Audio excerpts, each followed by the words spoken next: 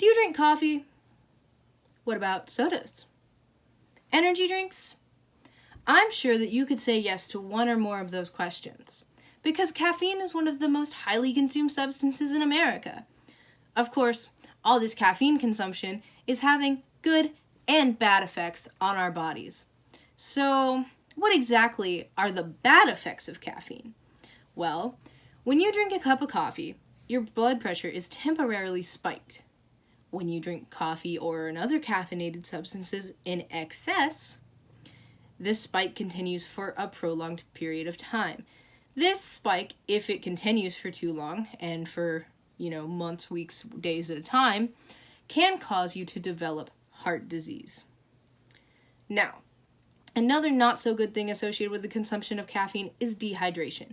Caffeine is considered to be a diuretic, meaning it increases the production of urine in your kidneys and can actually be really helpful if you have, fluid somewhere in your body where it is not supposed to be. However, when you consume caffeine in excess, this increased urine production leads to dehydration, which is not good and can actually kill you if you are dehydrated for too long.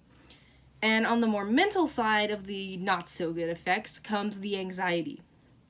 Of course, caffeine has been shown to increase general feelings of uneasiness and anxiety, specifically in college students and teenagers. This is obviously not the best when it comes to just trying to get through the day. But caffeine is not all bad. You do not have to put down your Starbucks. A recent study done by Johns Hopkins researchers has actually shown that caffeine can improve not only your short-term memory, but the long-term memory as well, which can be especially helpful when studying for a test or trying to get through an early morning lecture. Caffeine has also been proven to increase the average lifespan by up to 15%, which is pretty cool. Caffeine can also even help you physically. It decreases your chance of stroke and diabetes, which are two of the most common diseases in America. So that's pretty cool as well. I know I keep saying excess and moderation, but what exactly is considered to be excessive when it comes to consuming caffeine? Well, 300 milligrams a day is generally considered to be in excess. This number goes down for teenagers as the safe consumption, according to the American Academy of Pediatrics, is 100 milligrams a day.